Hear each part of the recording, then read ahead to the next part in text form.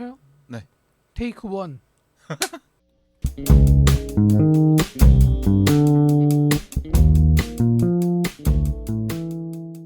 자, 현재 시간 2024년 6월 29일 11시 21분이고요. 오늘은 125번째 시간이고 영화 버닝을 하겠습니다. 자, 게스트 오랜만에 두 분 모셨는데요. 일단 띠오님 소개해 주시죠. 네, 안녕하십니까. 득보 영화에서 온 띠오라고 합니다. 네, 이제 하차했죠? 네 하차했습니다. 네. 그러면 정확한 표현이 아니지 않을까요? 아, 함께 하차하고 예. 어. 삐져나온 띠오입니다. 예. 아, 삐져나왔다. 외압이 있었다 이렇게 표현해도 될까요? 아, 외압은 아니고요. 예, 내압이 있었습니다. 예. 아, 내압이다. 네. 본진이 이제 여기로 바뀌는 건가요? 그럴 수도 있죠. 근데 아, 허락을 저랑 해주셔야죠. 얘기된 게 하나도 없어요. 카톡 하나도 네. 주고받은 게 없기 때문에. 네. 근데 아마 본인은 그렇게 생각하고 있을 아, 수도 있어요. 그럴 수도 뭐 버스 한번 타면 오니까요. 버스 노선을 한번 없애는 걸로 건의를 했는데. 그다음에 빈둥님. 네, 저는 개별교양 환승센터라는 팟캐스트에서 날아온 장빈동입니다. 아, 그 억양을 살려야 되는 건가요? 다른 방송에서도? 아, 요즘에 들어봤는데도 여전히 그 빈둥님만 그런 자기 소개할 때 포인트를 주고 꿋꿋하게 하고 있습니다. 나머지 음. 분들은 평범하게 하시더라고. 맞아요. 다른 분들도 좀 압박 주시지 그랬어요. 아마 제가 재밌게 바뀌는 게 더 빠르지 않을까. 아, 그렇죠. 뭐 오랜만에 오셨으니까 뭐. 네. 아, 방송 그 하차하셨는데 혹시 뭐 심경의 변화랄지. 아, 심경의 변화요? 네. 좀 쉬자. 아, 쉬자. 네. 음, 늙는 것 같다고 회사도 좀 바쁘고 네. 아, 이래저래 좀 바쁜 일이 있어서 회사를 좀 바쁘신 것 같더라고요. 네. 근데 뀨님이 네. 예전에 빌바오님 방송에서도 들으시면 아마 느껴지셨을 텐데 약간의 관종기가 있잖아요. 아, 관종기요? 근데 이런 거를 풀 때가 이제 없어지는 거 아니에요? 아, 뭐 적당히 해야 되겠다는 생각도 들 거예요. 아 이제? 30 후반이라서 아직 적당히 해야 되지 않나. 아직, 네. 아직 멀었죠. 하긴 뭐 김성수님도 여전히 꿋꿋하게 예예예. 60이 다 되도록 하고 계시니까. 강호동 아. 선생님 보세요. 네. 어. 50이 넘어도 애교하시고 하시니까 맞아. 아직 시작도 안 했다 이렇게 볼 수도 있는데 요새 강호동 선생님 어디 나오시나요? 뭐 아는 형님이나 뭐 아. 유튜브도 하시던데. 어? 그 SM 공식 유튜브에. SNC인가? 네, 맞아요. 근데 조회수는 안 나와요. 맞아. 좀 그렇더라. 안타깝더라. 그러니까 확실히 이제 좀 이렇게 레벨로가 나눴어요. 그러니까 유재석 강호동으로 가다가 유재석 그대로 유튜브 원탑, 판에 가서도 유지가 뜬뜬. 되고 네. 근데 신동엽 그치. 선생님은 이제 유튜브 와서 오히려 약간 더 제2의 전성기 같은 느낌? 맞아. 되게 잘 되거든요. 그러니까 신동엽. 최근에 왠지 모르겠는데 그 신동엽이 과거에 했던 명언들도 짤로 많이 돌더라고요. 안녕하세요 이런 방송 했을 때 그래서 맞아 맞아. 약간 성인군자 느낌까지 가져가는 건가? 약간 인생의 선배 뭐 같은 느낌. 통찰이 있는 분이니까. 네. 네. 진짜 그 투탑에서 이제 좀 벗어난 느낌이 네. 맞아요. 있고. 그래서 공중파 유재석, 케이블 신동엽, 요거 케이블은 그쵸. 네. 음. 그냥 TV와 케이블, TV와 유튜브 이렇게 하지 않나요? 그러니까 신동엽은 약간 마녀 사냥 같은 이미지가 있어가지고 맞아요. 좀 마이너한 느낌이 예전에는 있었는데. 근데 우리 어렸을 때 신동엽은 그렇진 않았잖아요. 술을 좋아한다 이런 컨셉이긴 했는데. 그쵸. 오히려 되게 미남 스타 이런 느낌. 네. 제가 봤을 때는 재능으로 치면 신동엽이 1등 아닐까 싶은데. 아, 그렇죠. 탁재훈 그- 있잖아, 탁재훈. 탁 선생님은 좀 그게 있어요. 약간 메인 롤은 조금 메인으로 가면 갑자기 작아지는. 맞아. 약간 그러니까 메인 롤 해도 되는데 약간 마이너한 메인 롤이라고 할까? 그런 게 좀. 그러니까 늘 메인을 맡으시면은 망하고 그랬었잖아요. 맞아요. 오빠 밴드라든지 이런 거 생각보다 하면은. 오빠 밴드 재밌게 봤는데. 재밌었다고요? 그 유튜브를 보면 네. 제가 볼 땐 확실히 그 뭐라 해야 되지?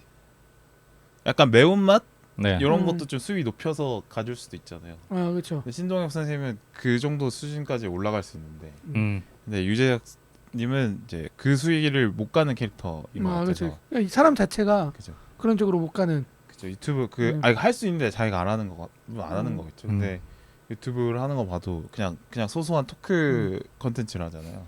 맞아요. 자기 위주라기보다는 이제 주변 사람들 끌어내는 능력이 탁월한 근데 거. 좀 편하게 하긴 하는 것 같긴 하던데. 요새 조세호 씨랑 맨날 되게 자주 하더라고요. 맞아.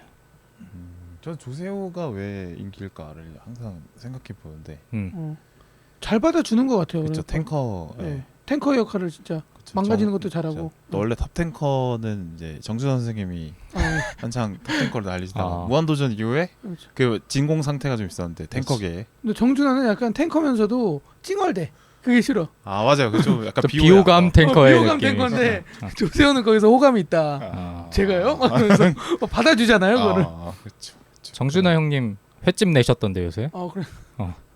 근데 무전취생 많다고. 맞아요. 먹고 튀는 사람들이 없다고 또 찡얼대셨더라고. 맞아. 근데 과거에 먹고 튄 거 자기 맞아요. TV 나왔었잖아요. 짜장면 먹고 튄 전력이 있어가지고 아, 당하는 거라고 본인도? 뭐를. 저기 뭐 재수생 시절에 뭐. 네, 네, 맞아. 맞아요. 그래갖고 나중에 돈 들이러 가고. 나도 돈이 없어서 그랬다. 너가 음. 재수생 때처럼 나도 얘기하면 할 말이 재수생인데. 없잖아요. 갑자기 또 예능인 얘기를 또 해봤는데. 그럼 다른 요새 네. 보고 계신 예능이 있으신가요? 예능이. 저는 백종원 예능 무조건 백종원? 보거든요. 네. 백종원 예능이 한 네, 여러 가지 있잖아요. 근데 백종원 지금 백패커 2를 하고 있는데 네. 그건 뭐예요? 그 약간 대량 급식을 도전하는 거예요. 뭐 아. 군대 같은 데나 학교나 아. 뭐 이런 데 가가지고 유튜브에서 하는 건가요?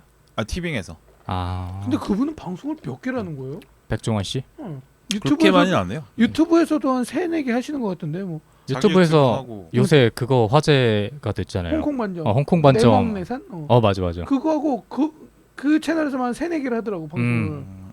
그래서 이 사람은 몸이 몇 개야 이런 생각도 들고. 유튜브 아마 영상은 뭐 보고 하루에 있어. 노동 시간이 12시간 넘어가지 않을까? 맞아요. 그런 생각을 해봅니다. 그것도 말이 많더라고요. 홍콩 반점도. 예. 너무 많죠 사실. 근데 거기 딱 맞는 것 같아요. 거기 댓글들 보면은 네가 점검했을 때만 잘하고 너 가면 아무 똑같다. 그럴 수 있죠. 다 그게 문제겠죠. 그냥 뭐 이런 모습 보여주는 것 자체가 긍정적으로 반응할 것 같긴 한데 지금 홍콩만이 가야 됩니다. 그래서 지금? 예, 지금 가야. 네, 지금 가야 최상의 맛을 먹을 수 있고 어. 또 지나면 또 바뀌기 때문에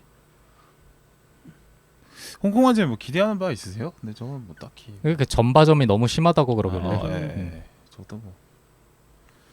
한때 많이 갔었는데 음. 저도 재수할 때는 아니고 저도 하긴 뭐 토익 공부할 때 많이 갔어요. 대단한 맛을 기대하고 막 이렇게 시키는 음. 음식점은 아니니까. 그렇죠. 하지만 이 가격에 이 정도 퀄리티는 나와줘야 된다고 그치. 생각을 하니까 그거 그러니까 최소한 맛없진 않다로 가는 거죠. 맛있진 않지만 맛없지도 않다. 그렇죠. 동의하지 않는 반응. 네. 중간 제가 다른 생각하다가 무슨 생각하셨나요? 그러니까 제가 요새 그걸 하고 있네. 제가 원래 좀 요리를 가끔 하는데 네. 여름에는 아예 안 하거든요. 왜요? 여름에는 더워서? 이제 금방 그 식재료 관리도 어렵고 상해서. 뭐 그런 여러 가지 문제 뭐 있어서 잘 안 해서 요새 그냥 거의 이 근처에 가는 길에 한식 뷔페를 무조건 뚫고 있어요. 한식 어. 뷔페? 한 한밭집 같은데. 8,000원 주고 먹는 그런 거. 8,000원, 9,000원 지금 한 9,000원까지 올라가는데 네. 그런 데를 좀 찾죠. 네. 그 제일 혼자 사는 입장에서는 네. 제일 깔끔한 느낌. 제육볶음 드시나요 거기서? 보통 제육 메뉴가 뭐- 매번 바뀌죠. 네. 그런데. 네. 거기 가면 꼭 튀김 만두 엄지 손가락만한 거 주더라고요. 그러니까 주는 그- 데도 있고 안 주는데 뀨님이 생각하는 한식 뷔페랑 네. 그 일반적으로 많이 가는 한밭집이랑 좀 다를 수도 있어. 그래요? 어. 약간 저는 이제 저희 회사 구내식당 같은 느낌을 음. 떠오르고 있거든요. 군액식당이랑 또 달라요. 음. 군액식당보다는 훨씬 반찬 가짓수가 많죠. 음. 그 가운데 이제 메인 메뉴는 매일 바뀌는 뭐 그런 맞아요. 식인데. 예. 네. 저도 요새 한밭집 많이 가거든요. 제일 편해. 막 고민할 것도 없고요. 그렇습니다. 정빈웅님은 왜 한밭집을 가세요? 아니 그 사무실 근처에 이제 혼자 밥 먹을 때 어. 생각하기 귀찮으니까 맞아. 가면 근데 말씀하신 대로 그냥 아무 걱정 없이 먹을 수는 있는데 네. 속이 이상하게 더부룩한 느낌. 그래요? 그럼 잘 소화가 안 되는 것 같은 느낌이 들 때가 있어요. 물론 기분 탓일 수도 있겠는데 아니면 평소보다 좀 더 먹게 되는 그런 그런 것도 음. 있을 것 같고요. 본전 그리고- 생각하게 되니까. 그리고 은근히 메뉴가 반복돼. 응. 한 3, 4일마다 반복되니까. 맞아요. 근데 그게 좋은 걸 수도 있어요. 왜냐면 가끔 특이한 거 나오면은 맛이 이상해요. 그럴 수도 네. 있어. 그냥 예전에 학교 급식 먹고 기숙사 밥 먹고 이랬을 때가 제일 편했던 것 같아요. 맞아요. 그 매 끼를 뭘 먹을지 누구랑 먹을지를 걱정한다는 게 맞아요. 사실 독립하면 그거부터 제일 일단 고민인데 그렇죠. 막상 그 독립 처음 했을 때 막 월세나 뭐 네. 뭐 관리비 내고 뭐 이런 고민 사실 생각보다 어차피 그냥 금액이 딱 나오니까 뭐 그 고민이 안 되는데 그렇죠. 밥 먹는 거는 되게 한 1년 넘게 되게 정이 안 됐던 것 같아요. 그러니까 오늘 뭐 먹지에 대한 네. 생각을 계속 하게 돼요. 그거를 이제 하루에 3번씩 해야 되니까. 정해진 게 좋은 것 같아요. 예를 들어서 월세를 내가 여기 누워 있는 시간 쓴 그대로 낸다고 쳐봐요. 얼마나 힘들겠어. 뭔 소리야? 그렇죠. 오늘 50만 원, 다음 주에 53만 원 뭐 이런 거. 하지. 그러니까 매번 골라야 되는 거야. 그렇지, 그렇지. 단골집이 생기는 걸 좀 좋아하시나요? 여러 개를 이제 한 리스트업을 좀 해놓고, 네. 그러니까 주 5일이잖아요. 주 5일이면 한 7개, 8개 해놓고 이렇게 골라서 이렇게 돌아가는 것 같아요. 그런 건 어때요? 식당 주인이 이제 알아보기 시작할 때. 나도 그거 물어보려고 그랬어. 식당 주인 뭐 알아봐도 상관 안 하는데 네. 그때 그 백종원 아저씨가 그 얘기하더라고. 손님이랑 친해지지 말라고. 아, 인사만 저는 하라고. 너무 공감. 좀 불편해요, 그죠? 아는 척. 저를 알아보는 순간 저는 그 집을 잘 안 가게 돼요. 그거 왜 그런 거예요?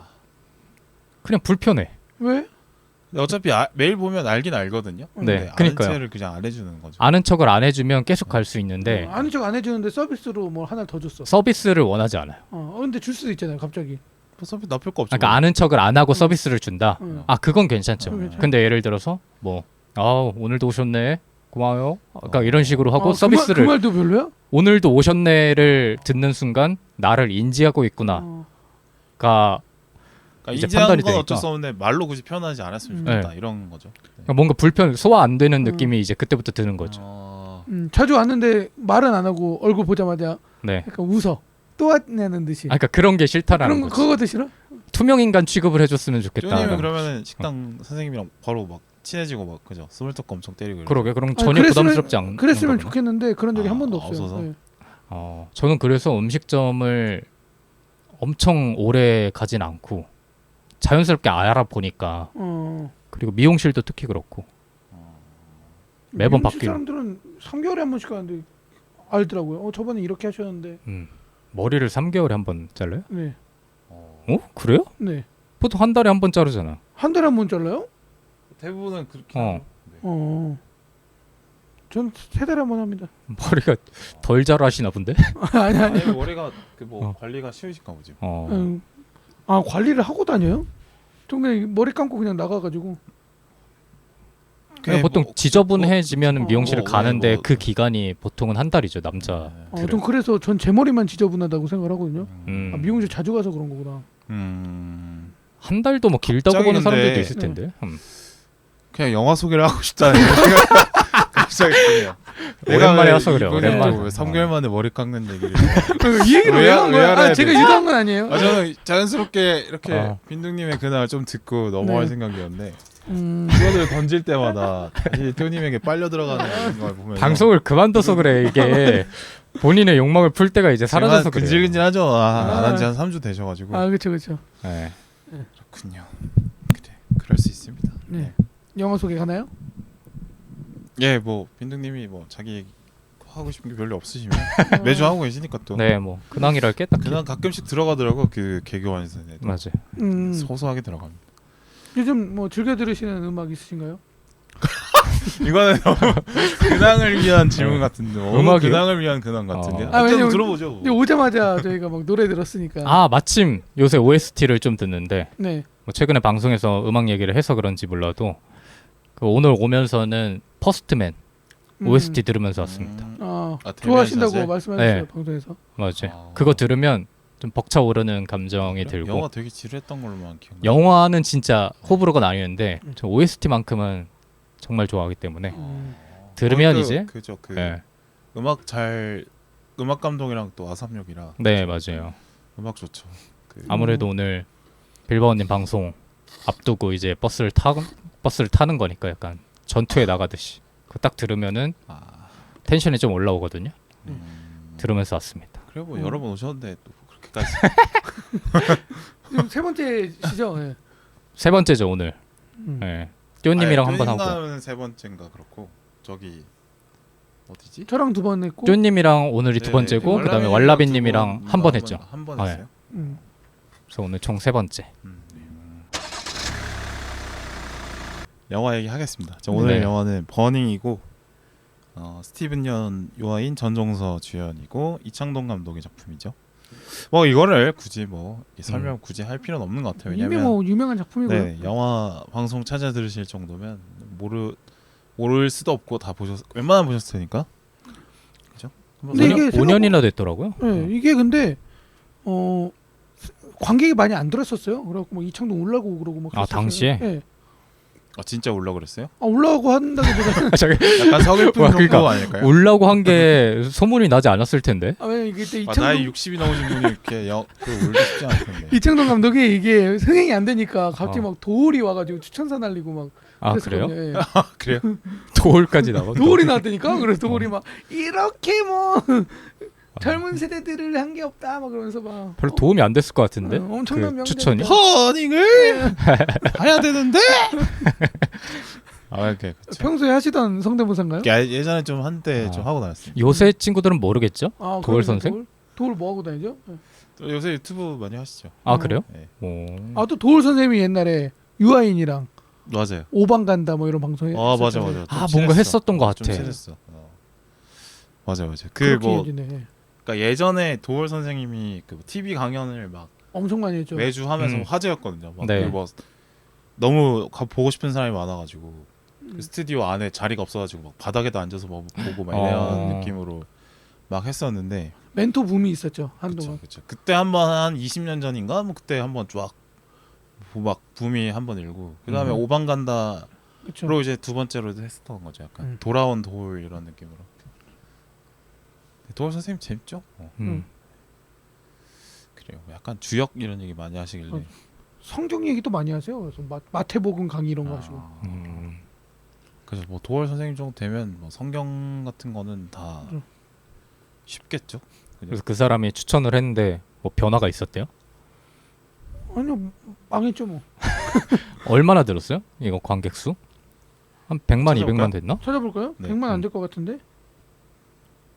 아마 이게 영화를 보셨으면 아시겠지만 그렇게 돈이 많이 들어간 영화 같지는 않는데. 그럼요. 싸게 찍는 느낌이지. 근데 화제성이 되게 컸던 걸로 저는 기억을 해서. 수상을 많이 해서 그렇지 네. 않았을까? 50만 명 들었습니다. 진짜 많이 안 봤구나. 100만은 봤을 줄 알았는데. 그러게요. 그래서 이창동 영화가 뭐 흥행을 바라고 한 건 아니지만 그래도 뭐 시나 이런 것들이 있었는데.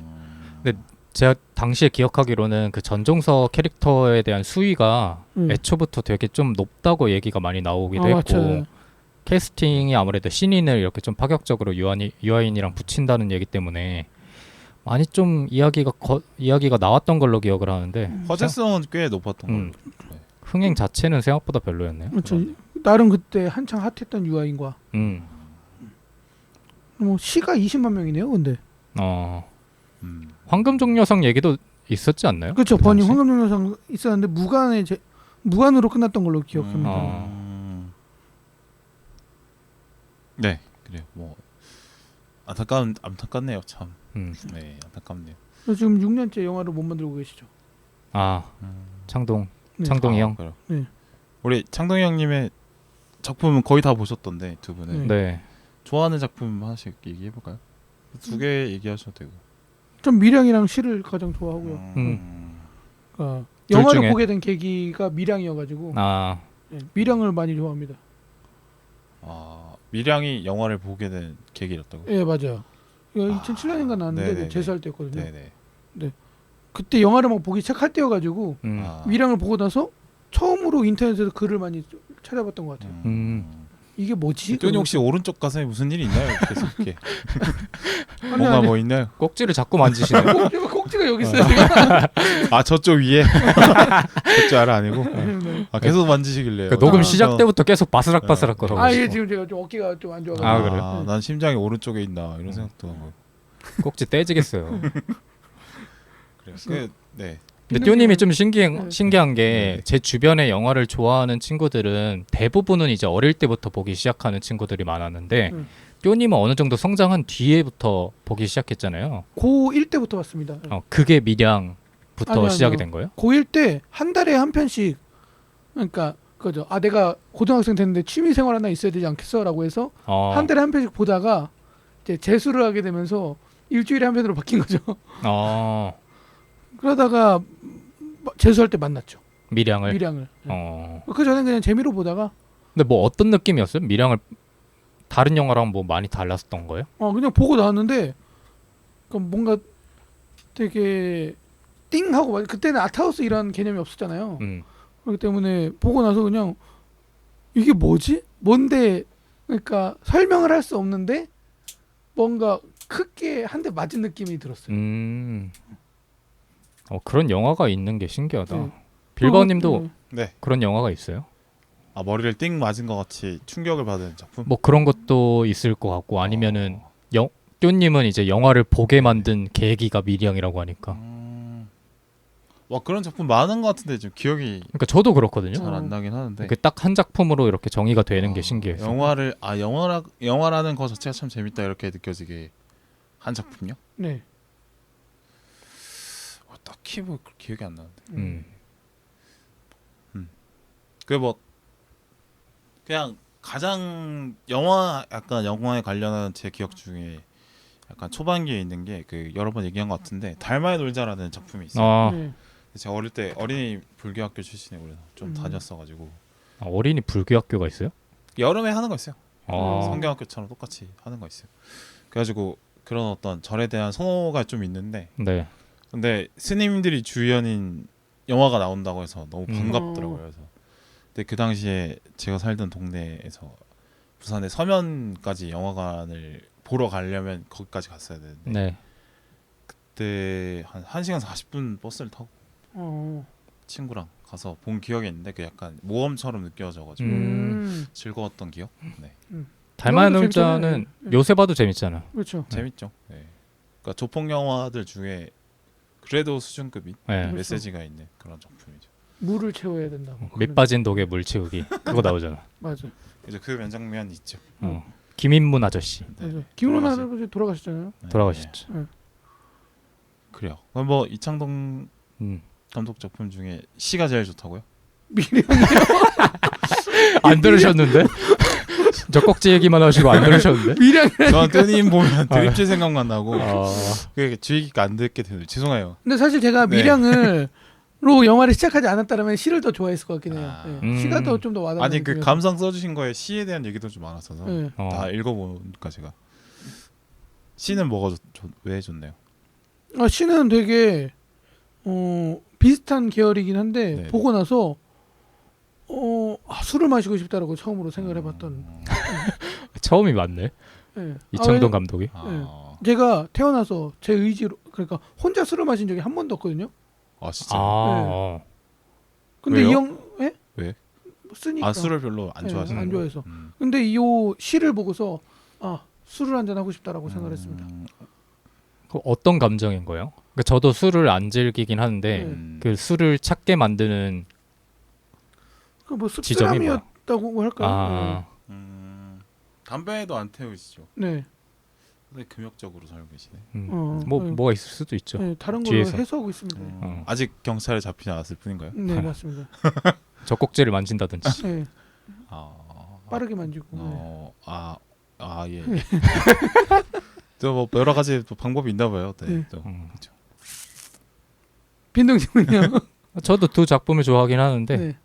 근데 띄오님에 비해서는 이창동 감독의 작품들이 이렇게 명확하게 기억나진 않는 것 같아요. 그냥 그 간단한 감상들만 기억나고 그렇게 따지면 지금 가장 떠오르는 건 박하사탕. 오히려 네. 두 작품보다 박하사탕을 봤을 때 좀 뭔 얘기야? 라는 생각이 많이 들긴 했거든요. 미량이나 시에 비해서는. 근데 시간이 어느 정도 흐른 뒤에 여운이 가장 많이 남았던 게 뭐지? 하고 돌아보면 그 박하사탕인 것 같아요. 그 박하사탕 중에 마지막 부분에 이제 문소리가 설경구한테 어린 시절 그 회상 나오면서 설경구가 어떤 꿈을 꿨다 그러니까 문소리가 이제 그게 좋은 꿈이었으면 좋겠다. 그러니까 이렇게 말하는 장면이 나오는데 그게 좀 생생하게 기억나요. 그때 느꼈던 좀 울컥함 뭐 이런 것들. 공감 안 되시나 본데? 그때 박하사탕이 되게 명작이라고도 저도 인정을 하는데 네. 그 영화 포스터 보면은 그 이창동 감독의 두 번째 영화잖아요. 근데 대놓고 최고의 영화 자신 있습니다라고 적혀 있어요. 그래? 그래서 아니 개봉도 하기 전에 그런 게 이런 있어? 걸 써서 보내. 그래서 그만큼 이제 그 배급사나 홍보하는 분 입장에서 되게 급했나 보죠. 근데 홍보할 그 포인트가 없었나. 첫 작품이 초록 물고기잖아요. 맞아요. 그게 잘 되지 않았나? 네, 잘 됐었죠. 그래서 아마 그렇게 좀 자신 있게 했던 게 아닐까요? 근데 뭐 봉준호가 괴물에다가 최고의 영화 자신 있습니다 이렇게 쓰진 않으니까. 그때 아니, 당시 감성이었나 보지. 근데 뭐 설경구가 그때 당시만 해도 무명이었죠. 무명이었었잖아요. 예. 그죠. 그래서 좀 다급하게. 네, 문소리도 무명이었고. 그렇죠. 빌바오님요? 저는 그 초록물고기랑 시는 보다 말았는데 네. 그 뭐 그걸 빼고 얘기하자면 저도 바카스탕인 것 같아요. 저는 약간 그 뭐 사회성 있는 이야기 되게 좋아해가지고 재밌게 봤고 미량도 좋게 봤는데 약간 그 찝찝함이 있어가지고 그러니까 보고 나면 열받는 캐릭터들 너무 많잖아요. 네, 그런 것들이 너무 많고 그래서 그런지. 근데 이거 이창동 감독 작품이 그러니까 막 너무 좋아 매번 봐야지 이런 건 아닌데 그러니까 뭐라 해야 되죠? 찝찝해서 좀 좋은 걸 알면서도 안 제가 찾게 좀 되는. 잘 안 보고 있는. 저도 그런, 그래요. 네, 늘 찝찝함을 주죠. 그 뭐 찝찝함 여러 가지가 있는데 뭐 밀양에서의 그 마지막 전도연의 선택 이런 것도 보면 막 씁씁하고 막 버닝도 마찬가지고 그런 게 생각이 나가지고 그죠. 이 사람 감독 영화는 참 남는 게 있지라고 생각을 하면서도 막상 이제 개봉하게 되면 볼까 말까 막 하게 되고. 저는 그래서 네. 좀 정신 상태가 제 정신 상태가 건강할 때 봐야 되는 작품들 같아요. 맞아요. 좀 피폐할 때 보면은 맞아. 너무 나도 힘들어. 같이 좀. 근데 그만큼 그 찝찝함을 피해가지 않고 잘 맞아. 그렇죠. 짚어내면서 그걸 갖고 이제 얘기를 하니까 그래서 가치가 있는 것 같아요. 네네. 그렇구요. 뭐 이창동 감독 작품 얘기 막 그래 숑이요? 그랬네요. 안 그랬는데. 혹시 약간 너무 좀 오른쪽 가슴에 대한 보복으로 느껴지네요. 좀 급한 느낌이에요. 너무 좀 지엽적인 공격을. 그런가요? 죄송합니다. 그래 그건 어땠어요? 다른 작품에 비해서 버닝은 어땠어요? 버닝은 그래도 좀 그냥 네. 깔끔하지 않나? 그러니까 뭐 밀양이나 바카스탕에 비해서는 그 피해자가 완전 막 망가지지 않잖아요. 어쨌든 종수는 자기가 나름의 어떤 복수를 한다면 성공하는 거니까 좀 통쾌함은 있지 않나. 빌바오님의 선호도 측면에서는 버닝은 좀 덜 불편했던 것 같아요. 어쨌든 오늘 왔는데 뉴진스 노래 들으셨잖아요. 네. 네. 버닝스가 아닌가. 넘어갈게요. 그래서 줄거리는 그 유아인이 맡았던 종수라는 친구가 있어요. 좀 더 심각해지신 것 같은데 예전에 비해서? 뭐가요? 이거를 받아주다 보면 한도 끝도 없다라는 걸 좀 많이 깨달았기 때문에. 들으시는 분들 이해했을 거예요. 네, 버니스. 네. 버닝스 이렇게 네, 하신 그렇죠, 거예요. 네. 네. 지금 이해 하셨구나. 못하셨던 거예요? 저는 일단 그 띠오님의 표정을 보고 네. 저 양반이 드립을 치는구나 생각을 하면서 이미 끊어야겠다는 생각을 하고 있어가지고 굳이 이해하지 말고. 역시 지금까지 한 4번 나왔잖아요. 네. 이제 학습 효과가 이제 맞아. 발휘되는 것 같아요. 되게 빠르시네요. 네. 아니요, 사실 한 첫 번째 보고 알았어요. 이런 유형의 분들을 많이 봤기 때문에. 많이 있는 것 같더라고요. 네, 가끔 방송 들어보면 많아. 세상에 이런 어떤 땡드립이라고 할까 이런 걸 치는 분들이 많은데. 저는 최근 걸 옛날 거 안 들어봤는데 최근 거 들어보면 이게 되게 커트하는 게 많더라고. 그래서 그래요? 저분을 왜 저렇게 커트를 할까?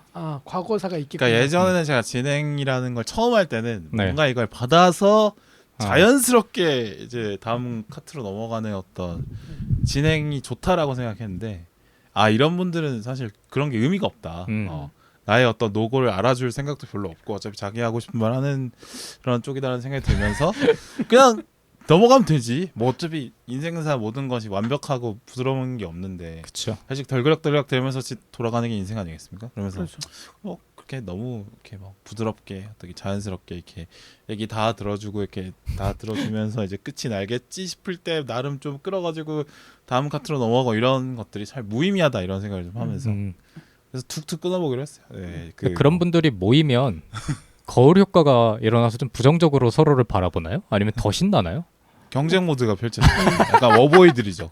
거기서 얘가 이런 것들 발생한다. 어. 난 쟤보단 낫지라는 생각을 갑자기 하고 있어. 그쵸. 야, 쟤 뭐 다 저런 스스로 소리를 하냐? 다 저건 다 아재 개그고 나는 한 단계 위야라고 항상 얘기하죠. 그러니까 나는 하이 개그고 저는 아재 개그다. 나는 보통은 저희가 생각하는 거는 나도 저럴 수 있겠구나. 나는 저러지 말아야지라고 생각할 것 같은데 그게 아니라 나든 저 정도는 아니지. 그러니까 내가 쟤보단 낫구나. 이 생각을 하시는구나. 그런 쪽이에요. 네, 맞아요. 그래서 사실 모으면 안 되겠네요.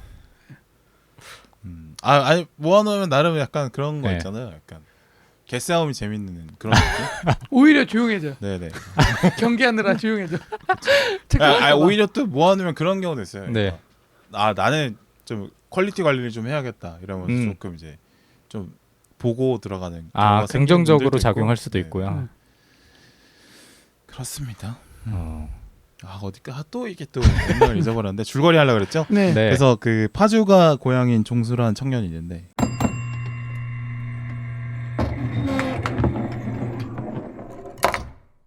그 청년이 이제 서울에서 여러 가지 노일거리를 하면서 소설 준비하는 준비 작가생이죠. 작가 준비생이죠.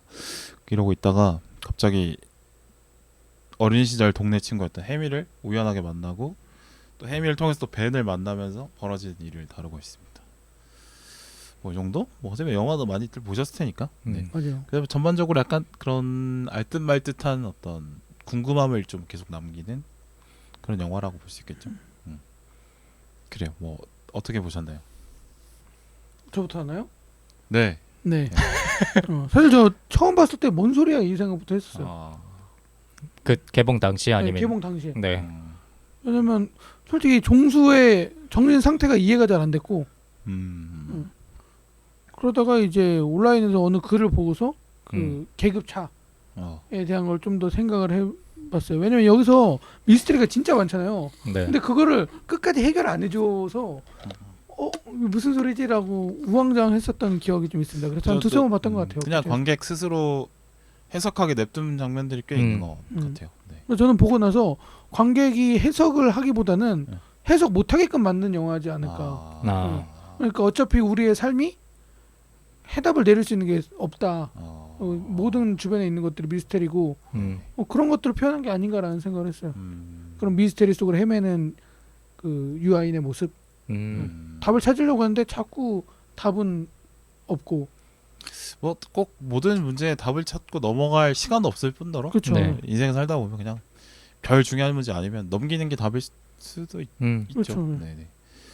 그래요. 빈정님은 저도 공감이 되고 계속 개봉 당시에도 그렇고 이번에도 그렇고 왜 이창동 감독이 이런 얘기를 했을까를 고민하게 되는 것 같아요. 그렇죠.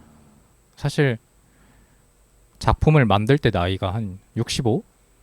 65 정도가 됐던 걸로 기억을 하는데 그런 사람이 20대 청년의 얘기를 한다는 것 자체가 저는 흔한 일은 아니라고 생각하거든요. 쉬운 일도 아니라고 생각하고 단순히 청년 얘기 하는데 자기회상적인 얘기가 아니어서 맞아요. 현실에 살고 있는 청년들의 관심이 네. 있어서 거기다가 되게 뭐 좋죠.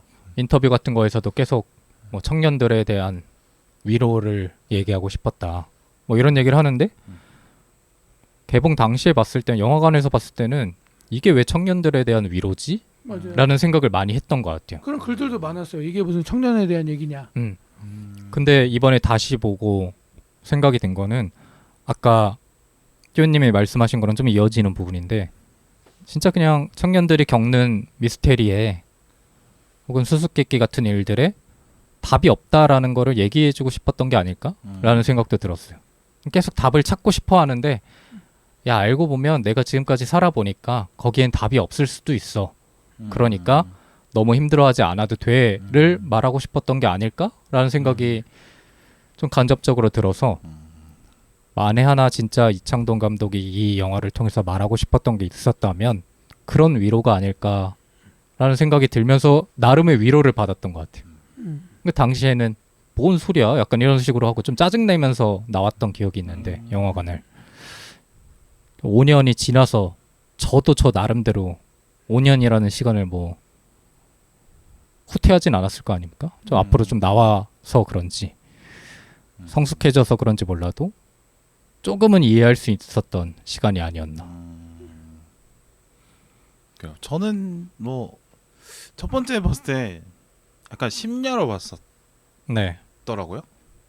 그 제가 누구랑 같이 봤는지 기억이 안 나는데 같이 본 친구랑 얘기하다가 나 요새 지금 버닝 보고 있다고 얘기하니까 그거 나랑 봤었잖아 그 얘기하더라고요. 그래서 진짜? 야 너랑 봤나 이런 얘기 할 정도 약간 새벽에 혼미하게 봤었던 기억이 나요. 갑자기 네. 그 얘기 들으니까. 그래서 뭔가 좀 꽤 혼란스러운 영화를 또 이 아저씨가 만들었구나 생각하고 그때는 다 이해를 못했던 것 같긴 했는데 청년 얘기라는 생각은 들긴 했거든요. 그래서 저는 되게 종수의 이입을 많이 네. 했었어서 되게 제가 어떤 부분에서 분노하고 약간 긁혔구나를 알 수 있을 것 같은 그런 개인적인 경험도 이제 종수랑 겹치는 부분이 조금 있어서 그 이해가 됐던 부분은 좀 기억이 나더라고요. 근데 보다 보니까 이제 좀 더 다시 한번 보니까 상당히 계급적인 문제도 얘기하고 청년 세대들을 바라보는 어떤 기득권 세대의 시각 같은 것들이잖아요. 그러니까 제가 살면서 이제 혼자 독립해서 산지 꽤 되다 보니까 크고 작은 일은 뭐 부산에 계신 부모님이랑 얘기를 하지만 사소한 일은 제가 하고 넘기는데 네. 제가 처리하고 넘기는 게 당연하죠. 근데 그러면서 느끼는 게 이 주변에서 나 부모님 말고 진심으로 나를 챙겨주고 걱정해주는 어른은 정말 잘 없다라는 걸 그렇죠. 많이 느끼긴 하는데 약간 그럴 때 그런 생각을 하게 됐던 여러 가지 사건들이 뭐 지금 말하기는 좀 어렵고 네. 그때 느꼈던 감정이나 뭐 사건들이나 이런 게 있는데 그거에 좀 생각이 나서 이렇게 종수에 몰입해서 많이 보게 됐던 것 같아요. 그러면서도 다시 보니까 상당히 뭔가 그 공간으로도 많이 풀어내기도 했고 네. 뭐 대사 같은 거나 아니면 여러 가지 상징 같은 것도 쓰면서 이 사람이 하고 싶어하는 얘기는 확실히 있었다라고 저는 생각했어요. 네, 뭐 약간 모호하다고 말씀하셨는데 모호하진 않은 것 같아요. 제가 느낄 때. 저는 이제 공감을 하셨다고 하는데 저는 네. 종수에 대해서 한 발짝 물러서면은 되게 흔히 말하는 요새 2030들을 대표하는 인물이라는 생각이 들었고 네. 약간 좀 어떤 한심하다는 생각도 좀 들었어요. 한심하다기보다는 좀 뭐라 해야지 이기적인 모습도 있고 어떻게 보면은 해미한테 막대하잖아요. 그러니까 막대한다라는 게 좋아하면서도 가르치려고 하고 그런 모습들 그런 것들이 보여서 좀 뭐랄까 바보 같다라고 하긴 뭐하고 좀 오만하다는 생각이 좀 들었어요. 그러면서도 이제 이 뭐라죠 스티븐 연에 대한 그 동정과 함께 증오까지 그치, 있고, 예. 그런 모습들. 그래요. 그 뒤에서 제 얘기 하는 걸로 제가 그 순서를 알고 계시잖아요 지금. 예, 알고 있죠. 그렇죠. 네. 예. 예고편 같은 거였습니다. 오랜만에 또 만나니까 네. 또 이렇게 네. 정겹으면서 뭔가 짜증이 살살. 짜증까지는 아니고 짜증까지는 아니고. 이래서 네네네. 오랜만에 불렀지. 아마 빌바오님도 네. 최근에 계속 혼자 하셨으니까 아마 그런 가능성이 좀. 아니요 반가워요. 네 좋은 것 같아요. 그런가. 네 예. 하여튼 그 캐릭터 얘기를 먼저 좀 해볼까 하는데 네. 해미에 대해서 얘기를 좀 얘기해보죠. 네. 그때 뭐 개봉 초반에도 이제 전종서라는 신인 배우가 등장했다는 것 때문에 또 화제가 좀 되고 그렇죠. 거기서 약간 또 가슴을 노출하거나 네. 거기서 또 노출하고 춤을 추고 이런 모습 때문에 상당히 좀 화제가 됐던 캐릭터 같은데 일단은 그 리틀한 거 그레이트한 거 네. 그거 제가 그때 살짝 졸아가지고 저도 그랬. 기억이 잘 안 나는데 다시 한번 보시는 어디 OTT로 보시는 그러니까 다시 볼 때도 졸았어요. 다시 볼 때도 졸았어요. 리틀헌거가 생존을 위해서 정말 배고픈 거. 사는 사람들이고 위가 배고픈 거고 그레이트헌거는 뭐죠? 영혼이 배고픈 거죠. 그러니까 의미를 찾아야 되는. 그러니까 리틀헌거로 살아갔지만 그레이트헌거가 되고 싶은 인물인 거잖아요. 해미가. 어떻게 보면 그 욕구 5단계에서 최상위 자기 자아를 찾고 싶어하는. 그렇죠. 그 1차원적인 욕구를 쫓을 것이냐 아니면 그 위에 뭐 자아 실현을 할 것이냐 이런 거죠. 네. 메슬로우 선생님의 5단계 이론인가요? 네. 모든 학과 전공에 다 나온다는. 그렇죠. 유명하신 분이죠. 근데 뭐 크게 어렵게 생각할 그건 없는 것 같아요. 네, 맞아요. 1차원적인 욕구냐 아니면 자아 실현의 욕구냐 이런 거를 얘기를 하는 건데 사실 이런 친구들 주변에 은근히 많은데 어떤 친구들일까요? 그러니까 어떤 의미를 찾고 싶어하는 친구들이 많은 거죠. 삶의 의미를. 삶의 의미를. 근데 사실 삶에서 해미도 보면은 삶에서 그 어떻게 보면은 리트런거가 채워져야 그레이턴거로 넘어가는 거잖아요. 아, 메슬로우 욕구 구동에 보면 이게 밑에 게 그쵸, 채워져야 그쵸. 최상으로 가는 건데 단계적으로 얘기하는 거니까. 그 밑에 게 채워지진 않는데 네. 그래도 자기는 그 위를 꿈꿔야 된다고 자꾸 생각을 해니까 그걸 위해서 돈을 모아서 아프리카까지 가는 거잖아요. 거기서 무엇을 찾을 수 있을지 그런 건데 옆에서 보기에는 야 밥이나 먹고 살지 뭐 그렇게 그렇죠. 살아라고 볼 수도 있는 거죠. 넌 네 밥그릇도 못 찾으면서 뭐 영혼을 저기 그러니까 너는 뭐 그 좁은 방에서 응. 안정적인 직업도 없는 애인데 음. 돈도 많이 못 모으는 애가 무슨 건방지게 자아실현 같은 걸 꿈꾸고 있냐 이렇게. 근데 재밌는 게 그 전에는 무슨 의미인지 잘 몰랐는데 걔 방에 보면 남산타워에서 빛이 비쳐서 온다고 하잖아요. 예. 네. 그러니까 그것도 어떻게 보면은 그 남산타워로 가겠다라는 그 욕구가 표현된 게 아닌가. 남산 타워라는 얘기를 좀 해볼 필요도 있죠. 예. 남산 타워가 사실 어떻게 보면 랜드마크고 서울의 우두 제일 높은 그러니까 곳이잖아요. 실제 하는 어떤 상징물이긴 한데 어떻게 보면 상당히 허상 같은 면도 있는 게 서울을 상징하면서도 이 서울이 갖고 있는 어떤 폭발하는 욕망의 그 최고점 같이 느껴지는 뭐 그런 부분이. 그러니까 요새 어린 친구들을 보고 이제 어른들이 주로 생각하는 게 예전에는 리틀한 것처럼 사는 게 당연하다고 여겨지고 그레이턴거로 넘어가는 거는 뀨님이 말씀하신 것처럼 그 다음 그렇죠. 리트런거가 최상위 채워지고. 단계로 바라보는데 요새 친구들 중에는 이게 좀 뒤집어져 있는 친구들도 꽤 있잖아요. 그렇죠. 뭐 해미도 그 중에 하나일 거고. 맞아. 근데 그런 것들을 긍정적으로 봐주는 사람들도 있지만 많은 사람들이 좀 부정적으로 보는 경향이 있단 말이죠. 근데 이거를 그 해미 같은 인물로 좀 들어가서 생각해 보면 얘도 정말 그레이트한 거를 꿈꾸기 때문에 뭔가 그런 식으로 살아가는 걸 수도 있겠으나 리트런거적인 갈증이 채워지지가 않으니까 그레이트한 거를 그냥 오히려 꿈꾸는 게 아닐까라는 생각도 들었던 것 같아요. 그러니까 삶이 너무 힘드니까 그냥 오히려 최상위 단계 그거를 찾기 위해서 먼저 애를 쓰는, 저는 좀 안쓰럽게 보였거든요. 그런 부분이. 약간 그 욜로 느낌도 나고. 네. 그러니까, 네. 시선에 따라 그걸 좀 한심하게 볼 수도 있겠으나 그렇게 만든 좀 시대적인 영향이 있지 않을까라는 생각이 먼저 들어서. 율로라는 단어 방금 들어서 생각나는데 율로는 약간 리트런거적인 거를 채우기 위해서 돈을 막 쓰는 느낌이 들거든요. 뭐 럭셔리함과 그런 것들을 하고 있는데 얘는 어떤 삶의 의미를 찾으려고 그 온갖 빚을 끌어다가 쓰는 것 같아요. 그러니까 솔직히 제 주변에도 그런 사람이 있긴 하거든요. 네. 그래서 저는 되게 좀 한심하게 봤었어요. 근데 지금 생각해 보면은 되게 멋있는 삶이구나라는 생각이 또 들기도 해요. 최후에 가면 그 사람이 승자인 것 같기도 하고. 그렇죠. 네. 근데 만약에 해미가 몇 년 전에 유행했던 그 욜로에 조금 더 신경을 썼었더라면 아프리카가 아닌 다른 나라를 갔을 것 같아요. 맞아요. 예. 예를 들어서 어디로 갈까요? 싱가포르라든지 뭐 유럽을 가거나 이런 식으로 가거나 뭐 홍콩을 가거나 그렇죠. 더 화려한 데를 갔을 것 같은데. 프랑스를 가거나 그렇죠. 약간 있어 보이는 것들로 간다. 그렇죠. 네. 저는 약간 있어 보이고 싶어하는 욕구도 되게 있어 보이긴 했는데. 약간. 해미가. 네. 그러니까 자아실현 이런 거 말고 네. 그냥 말 그대로 이른바 좀 있어 보이고 싶어하는 것들 있잖아요. 명품을 산다거나 뭐 그런 거. 근데 명품을 갖고 있는 느낌은 아니에요. 해미가 명품이 있었나요? 그러니까 해미한테는 명품이 없을 수 있는데 네. 원하는 건 그거였지 않았을까? 오히려. 그 본질적인 네, 마음 자체는 네. 아 그래요? 저는 오히려 해미는 그거랑 좀 되게 동떨어진 인물로 보여지긴 해서 그렇죠. 만약에 만약에 현실에서 네. 떠 있는 그러니까 뭔가 그 후반부에 스티븐 연하고 만나는 친구 있잖아요. 네, 맞아요. 새로운 여자. 돈 맞아. 면세점에서 일하는 친구.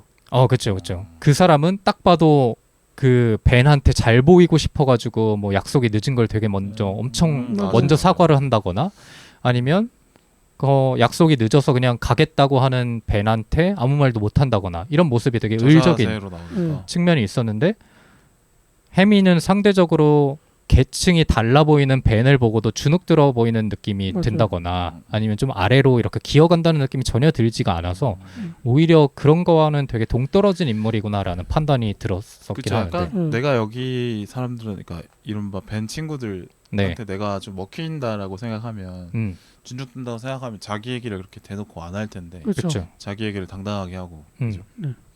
아니면 또 한편으로는 그런 거를 좀 초월한 사람이라고도 생각이 들 수도 있을 것 같아. 그러니까 뭔가 누가 봐도 자기가 꿀리니까 내가 꿀리지 않기 위해서는 신경 쓰지 않고 신경 쓰지 않는 뭐 그런 자세를 가져야 된다. 약간 뭐 이런. 뭐 나는 뭐 너네들처럼 이렇게 그런 건 없어도 정신적으로 나는 해탈했다. 약간 그렇죠. 이제 그 그런 이동욱 코스프레. 옆에 조세호 같은 느낌.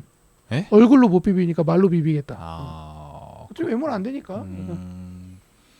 그래요. 그래서 그 우리 혜미 캐릭터가 춤을 추는데 네. 그 춤의 의미를 한번 얘기해 보면 좋을 것 같습니다. 저는 그 약간 발버둥 같다는 느낌도 발버둥, 들었고요. 예. 자기 표현 예, 자기 표현의 이게 아니라? 발버둥. 그러니까 어떻게 보면은 그걸로 약간 신내림을 받고 싶어하는 마음. 신내림. 그러니까 의미를 부여받고 싶은데 그렇게 해서 찾기 위한 몸부림이지 않았을까. 그리고 이러한 몸부림을 알아줬으면 하는 게 종수였는데 종수는 또 그거를 못 알아듣고 왜 옷 벗냐고 그러고. 계속 혜미는 옷을 벗는 행위도 뭐 갑갑함을 벗는다라는 의미가 있겠지만 네네. 내 알맹이를 알아줬으면 하는 생각도 있었지 않았나 싶거든요. 예. 그래서 내 안을 보아줘라고 하는데 너 왜 아무 데서 옷 벗냐? 그건 장녀들이 하는 짓이야. 뭐 그러니까 그래서 빡쳐서 사라졌죠. 근데 좀 상식적인 행동은 아니잖아요. 그게. 그렇죠. 예. 저는 그래서 왜 벗었을까가 해결이 안 되더라고요. 그 고민이.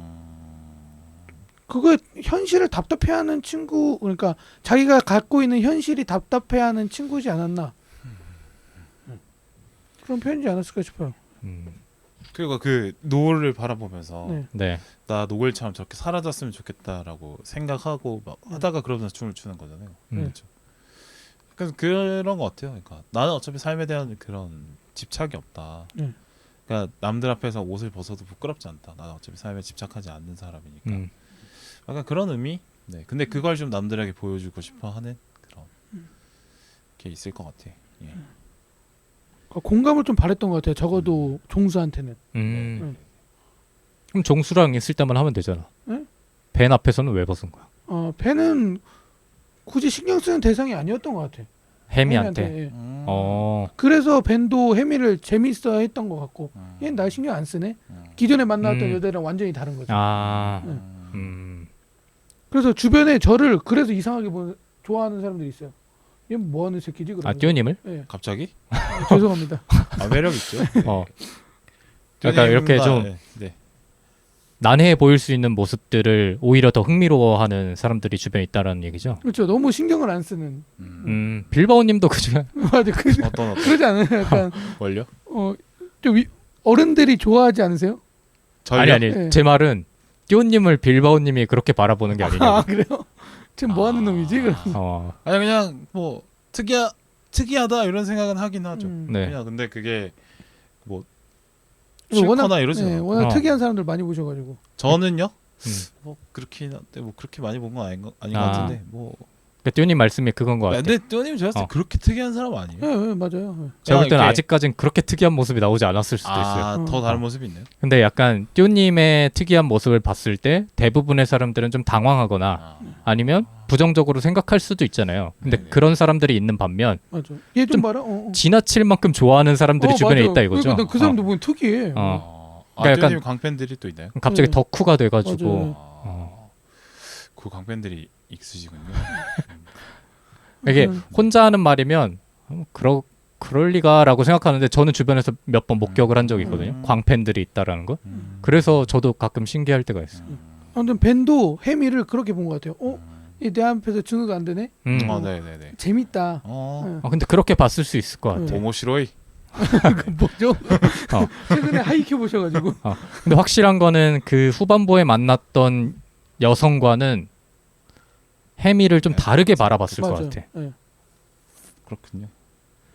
그러면 이제 혜미가 이제 갑자기 사라지는데 죽은 걸까? 아니면 그러니까 혜미가 스스로 자살을 택한 걸까? 아니면 그냥 주거지를 옮겨서 그냥 새롭게 살기로 결심한 걸까? 아니면 말 그대로 벤이 약간 뉘앙스를 띄운 것처럼 네. 비닐하우스를 태우듯이 죽였을까? 를 사실 결론이 안 나오는데 그렇죠. 이거 어떻게 보세요? 전 흔적들을 봤을 때는 도망간 게 맞는 것 같아요. 해미가 예. 뭐 비 때문에. 예, 비 때문이건 뭐 때문이건 몰라도 일단 종수한테 배신을 당했다라고 느꼈을 거고 그리고 종수가 자기를 욕을 했고 종수한테 내가 하는 말이 안 닿는구나 라는 걸 깨달아서 일단 떠나야겠다라고 마음을 먹었고 또 동시에 빚쟁이들 따라오고 있고 빚쟁이인지 모르겠지만 그 도망가는 그 전화 소리가 나오고 있잖아요. 저는 죽거나 아니면은 자살을 했거나 벤이 죽인 것 같다는 생각이 안 들었어요. 그렇죠. 실제로 영화도 봐도 이제 비닐하우스 태운 흔적이 안 나오니까 맞아요. 그냥 정황만 좀 나오는 거지. 그러니까 증거만 좀 증거라고 그쵸. 종수가 믿는 그 손목시계, 맞아요. 네. 그 고양이 보일이가 그렇죠. 예. 벤 집에서 나왔다. 근데 이거는 간접적인 사실 심증만 갈 수 있게 하는 증거고 그렇죠. 실제로 이제 햄의 사체가 나와야 되는데 그런 그렇죠. 건 없었어서 저도 약간 벤이 죽인 것 같지는 않아요. 네. 그러니까 약간 이제 그런 거죠. 벤이 내가 죽였을 것 같지 않아라는 뉘앙스를 풍기면서 약간 종수를 조롱하는 게 가깝다라고 생각하고 실제로 벤이 죽였을 것 같진 않아. 왜냐면 그 마지막 장면에서 이제 벤이 묻잖아요. 네. 햄이랑 같이 왔다면서요라고 묻잖아요. 근데 죽였다라면은 햄이는 그렇게 반응하지 않았을 것 같아요. 그치, 마지막 장면에 그러니까 둘이 만나는데 네. 그때 뭐죠? 그러니까 벤이 햄이랑 같이 있다고, 그러니까 종수 햄이랑 같이 있다고 네. 종수한테 듣고 오는 거죠. 네, 벤이. 맞아요. 햄이를 만나기 위해서 오는 네. 거죠. 그렇죠. 그런 의미에서 벤이 죽인 것 같진 않다. 내 생각. 처음에 그러니까 제가 처음 봤을 때 벤이 진짜 죽였나 보다라고 생각했는데 그 증거를 못 찾은 거지 생각했는데 지금 다시 보니까 그건 아닌 것 같다는 생각이 들더라고. 뭐 동의하시는 거예요, 빈님? 네. 그러니까 저는 벤한테 오히려 해미가 네. 죽일 만큼의 정도의 사람이 아니었을 것 같다는 생각이 먼저 들어요. 그러니까 뭔가 벤한테 물론 그런 취미가 있으면 악취미죠. 예. 모르겠지만 그런 사람 같진 않아 보였고 뭔가 대단한 관계가 있어야지 사실 죽인다는 거는 대단한 결정이잖아요. 그런 결정 과정조차도 영향을 미치는 인물까지는 아니었을 것 같아요. 그냥 단순히 그냥 흥미롭다 정도의 인물이었던 것 같고 그렇기 때문에 죽이지는 않았지만 이제 종수의 눈에서는 이제 달라 보일 수는 있는 거죠. 그러니까 벤이라는 사람이 이 햄이라는 사람을 정말 좋아하고 그리고 좀 너무 관심 있어 보이니까 그런 선택까지 가지 않았을까. 그리고 여러 가지 자기의 심증도 있으니까 그런 식으로 이어졌겠지만 아마 벤이라는 사람이 만나는 여자가 햄이만 있었을 것 같지도 않고 맞아요. 수많은 여자 중에 한 명이었을 것 같은데 유일한 여자였던 종수한테는 그렇게 보였을 수 있을 것 같고 어차피 햄이는 너한테 소모품이잖아라고 생각을 했을 것 같아요. 그렇죠. 그럼 벤 얘기를 좀 더 해보면은 그 벤이 비닐하우스를 태운다 네. 얘기하는데 그걸 벤이 비닐하우스를 태우는 취미가 있다라고 그 생긴 이유가 뭘까요? 그 벤이 비닐하우스. 왜 그런 취미를 갖게 됐을까? 이게 뭐 실제로 비닐하우스를 태우는지도 모르겠고 맞아요. 네. 말로만 그냥 나 비닐하우스를 태운다라고 얘기한 걸 수도 있는데 실제로 만약에 태울 수도 있겠죠. 저는 약간 그런 생각 해봤는데 벤이 약간 직업도 딱히 네. 없는 걸로 묘사되잖아요. 근데 돈많은 실제로는 백수? 약간? 그 이동진 응. 씨가 저 이창동 감독한테 물어봤대요. 얘 직업 뭐냐고. 응. 자기 너무 궁금해가지고 건축가로 건축가라고. 예. 건축가를 생각하고 연출을 했다 뭐 이런 얘기를 하더라고요. 아 일하는 장면이 나오지 않았을 뿐이지 네. 일을 한다. 건축가라고 생각하면 또 비닐하우스의 의미가 조금 달라질 수도 있겠네요. 가장 어떻게 보면 건물이라고도 할 수 있긴 한데 네. 건물이 아니라고도 얘기할 수도 있는 그런 단계. 근데 뭐 그런 건축과 관련된 부분이 영화 속에서는 드러난 게 없으니까. 뭐 저는 근데 그런 생각해봤어요. 약간 그 사실 벤이 뭐 돈도 많아 보이고 네. 딱히 뭐 삶에 쫓기는 것도 없는. 그러니까 나이는 한 30대 후반 뭐 40대 초반 뭐 이렇게 보이는데 그래서 약간 너무 이룬 게 가지고 태어난 것도 많고 막 이래서 딱히 삶에 대한 어떤 이루고 싶은 것도 딱히 없고 네. 그냥 좀 하루하루 그냥 지루하게 느껴질 수도 있는 그런 사람일 수 있겠다 생각이 들어요. 그러니까 어떻게 보면은 뭐 벤 근처에 있는 사람들 기준에서 좀 더 내가 더 애들보다 돈이 더 많아지고 싶다. 뭐 이런 욕망이 있는 사람이라면 좀 열심히 사는 모습이 그쵸. 나왔을 텐데 그런 느낌은 없는 것 같고 그냥 뭐 하품도 있고. 약간 그런 의미인 것 같아요. 어떤 하품을 아, 중간 중간에 하품하고 하는 뭐 장면이 나오는 그러니까 것도. 삶이 지루한 거죠. 네. 그러니까 이제 종수 눈에는 종수가 보잖아요. 그 하품하는 거를. 음. 그래서 나는 죽을 정 살정 사는데 쟤는 예. 하품 찍찍해도 나보다 훨씬 많은 걸 이루고. 그러니까. 네. 그래서 더 약간 삶에 긴장감이 없는 인물이라 네. 약간 이런 식의 경범죄라고 할까요? 그런 걸 하면서 뭔가 이 짜릿함을 느끼는 그럴 수도 있고 1차원적으로 접근하면 좀 그럴 수도 있을 것 같고 네. 오히려 약간 진짜 비닐하우스를 태운다는 그 말의 의미가 말 그대로 진짜 그 추측이 되는 악취미 그러니까 아무도 책임져 주질 그러니까 누군가 와서 이 가족도 없고 친구도 없는 그런 여성들만 만나면서 네. 그 여성들을 진짜 죽이는 취미를 갖고 있었다라고 하면 그걸 이제 비유를 해서 이제 비닐하우스를 태운다라고 비유적으로 표현했을 수도 있겠다는 생각이 드네요. 그런 비유로- 경우에는 네. 마지막에 그 종수가 열심히 찾아 다녔음에도 비닐하우스가 탄 게 없다라는 게 좀 이어지네요. 맞아요. 저는 오히려 그 비닐하우스라는 거 방금 말씀하셨듯이 사람을 죽인다라기보단 어떤 그 자기가 만나는 여성들을 비닐하우스라고 칭하고 그들의 뭐 마음이나 뭐 어떤 것들에 이제 흠집을 낸다 뭐 이런 식으로 받아들여도 좋은 게 종수가 엄마 옷을 태웠다라는 얘기를 하니까 그때 자기도 태운다라고 얘기를 하거든요. 그 전에 나온 게 아니고 그러니까 네 말하는 그 태운다라는 의미를 나는 이렇게 한번 얘기를 해볼게. 네. 그걸 맞춰준 거지 않을까? 그러니까 종수 너가 소설을 좀 쓴다고 하는데 나 유학까지 갔다 와 내가 그 정도 뭐 문학적인 소양이 있는 사람이니까 종수를 한번 놀려보겠다는 의미로 이제 그런 비닐하우스를 태운다라고 의지적으로 왜냐면 한 얘기하잖아요. 걸 수도 있겠죠. 메타포야라는 네, 얘기를 먼저 그렇죠, 하잖아요. 그렇죠. 자기 메타포를 쓴다고. 그러네. 네. 그러니까 전반적으로 벤이 끝까지 종수를 조롱하는 거죠. 나 이거 비닐하우스 태운다는 거 이거 메타포일까 아니면 진짜일까? 야 비닐하우스 태운다는 말을 진짜로 믿고 네가 근처를 돌아다녔다고 비닐하우스를? 그러니까 더 속으로는 엄청 웃고 있는 거 그런 거 같은 느낌. 저는 반대로 내 말을 이해하지라고 던진 것 같아요. 야, 나 비닐하우스 태운다라고 이제 던졌는데 네. 이해하겠지? 내가 하는 말이 무슨 말인지 알겠지라고 던졌는데 종수가 이해를 못하고 돌아다니는 거야. 그래서 얘가 짜치는 거지. 그래서 그렇죠. 그러니까 그런 거 같아. 약간 그 나한테 일부러 그러니까 종수랑 굳이 연락을 할 필요도 없고 맞아요, 네. 맞아요. 햄이나 종수 같은 애랑 굳이 친해질 필요는 없는 사람이잖아요. 약간 굳이 친해지는 거야. 근데 약간 그런 거죠. 종수나 햄이 같은 친구들 약간 못 배우고 돈도 없고 막 좀 자기가 생각할 때 잘 배우고 돈 많은 벤 입장에서 생각할 때 좀 하찮게 느껴지는 인간들을 일부러 곁에 두면서 약간 지켜보는 걸 좋아하는 재미가 있다 오히려.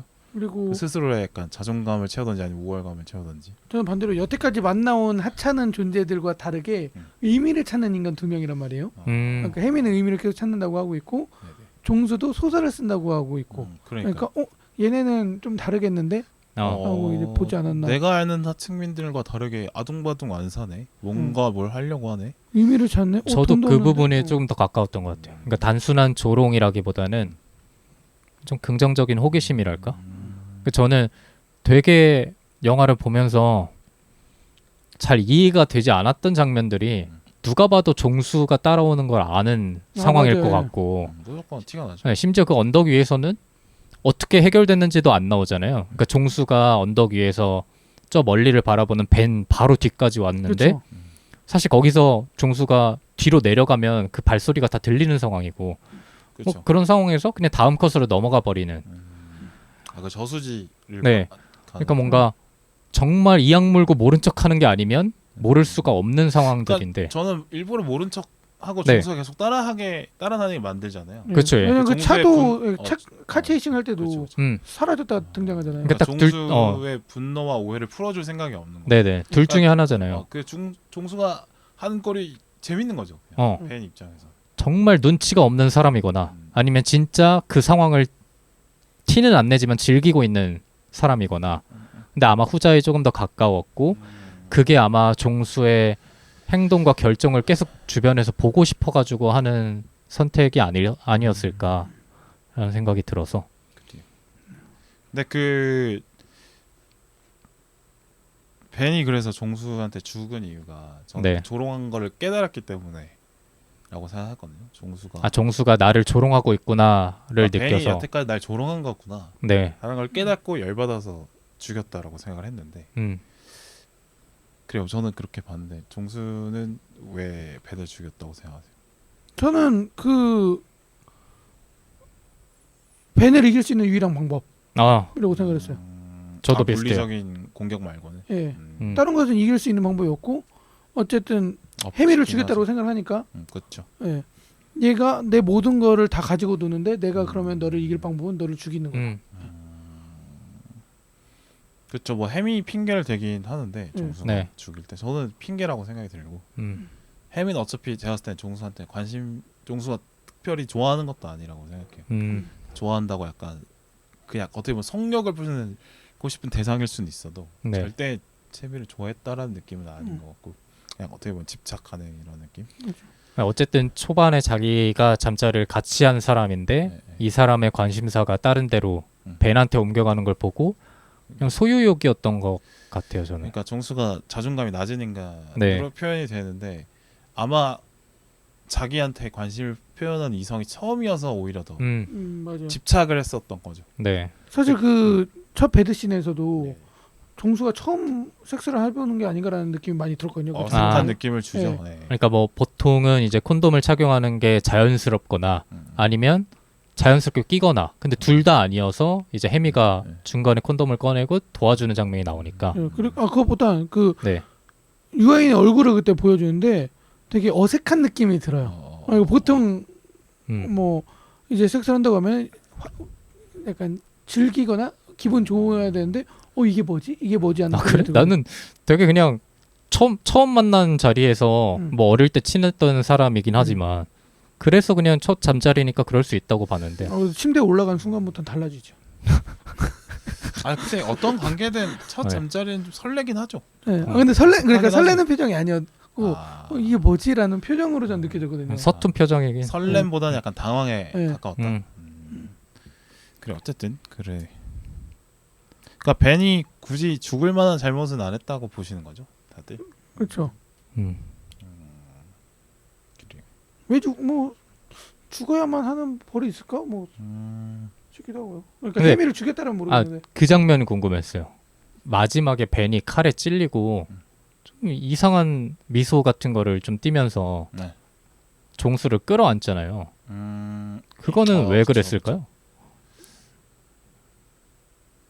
그래서 저는 사실 그 써주신 걸 봤을 때도 네.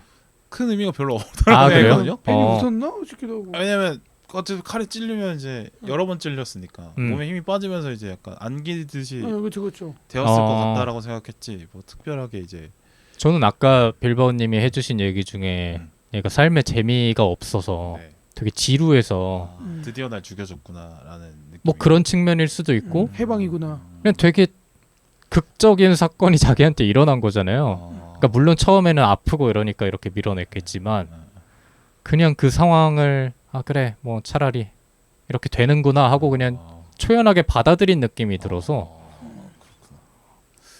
근데 초연하게 받아들이기보다는 그 도망가려고 찔린 사람이 하잖아. 도망가려고 하잖아요. 그러니까 처음에는 그랬다가 네, 너무 아픈 거야. 이제 못 도망가는 걸 이제 자기도 인지하니까 그랬던 것 같은 느낌이 딱 들더라고요. 한 번 찔렸으면 웃었는데 세 번까지 찌르니까 아씨 도망가야지 하고 마음을 먹었는데 거기까지 따라오니까 그래 이럴 거면은 마음 편히 죽자라는 느낌이 들어서 그만큼 얘가 인생에 좀 많이 지루했던 인물인가라는 생각도 들고.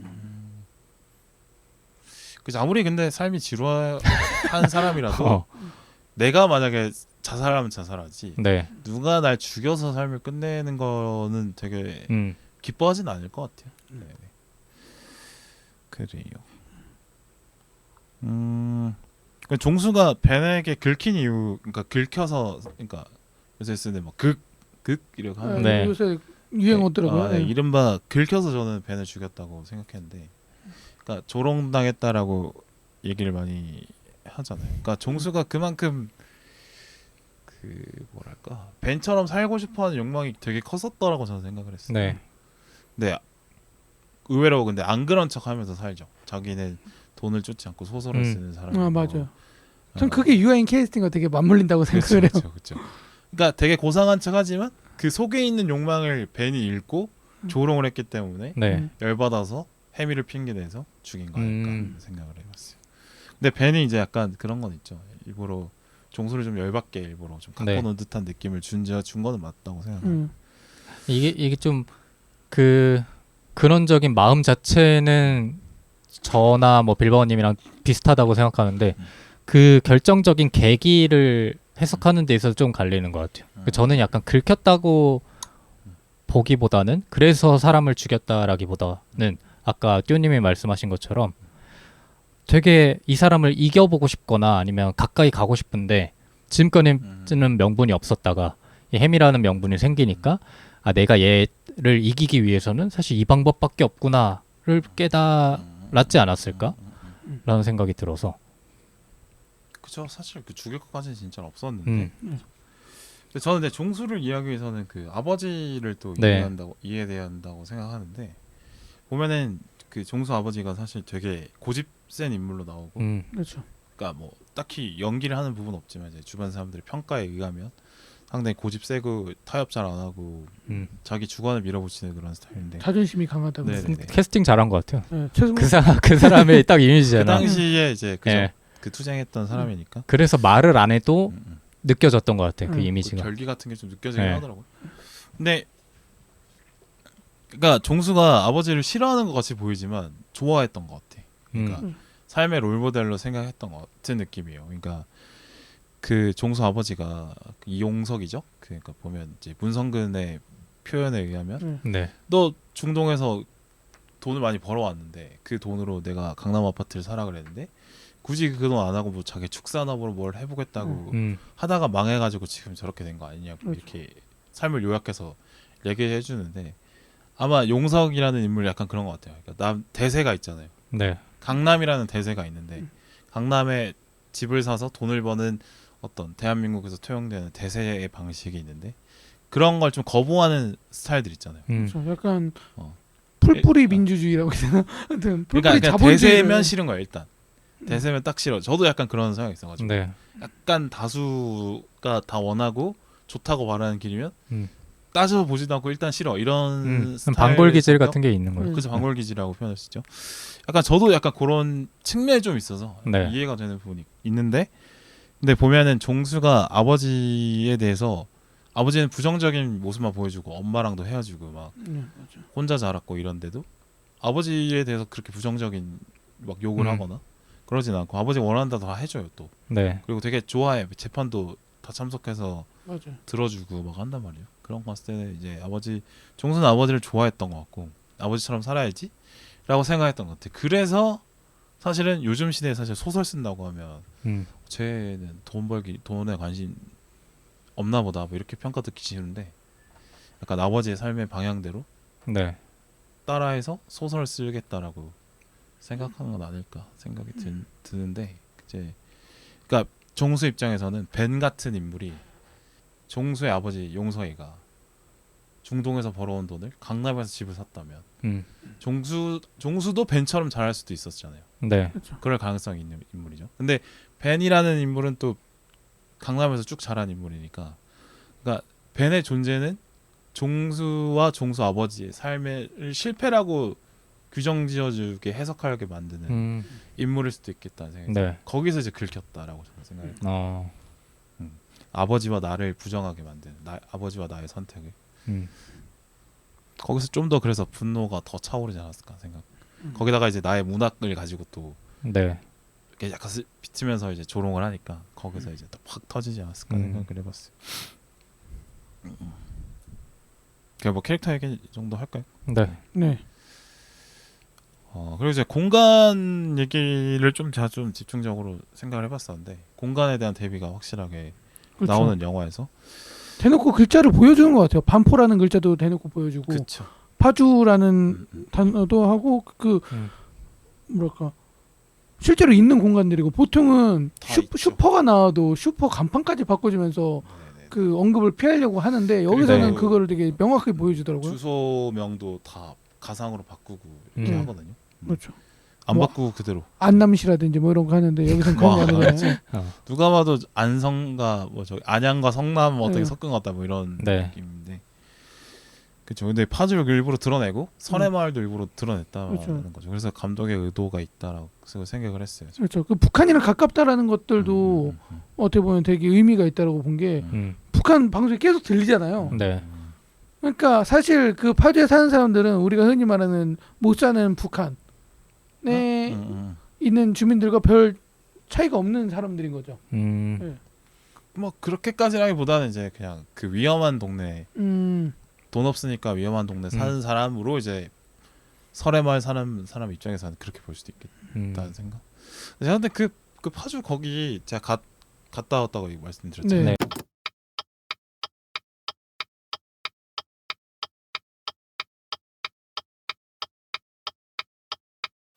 네, 1부는 여기까지였고요. 2부로 가겠습니다. 감사합니다.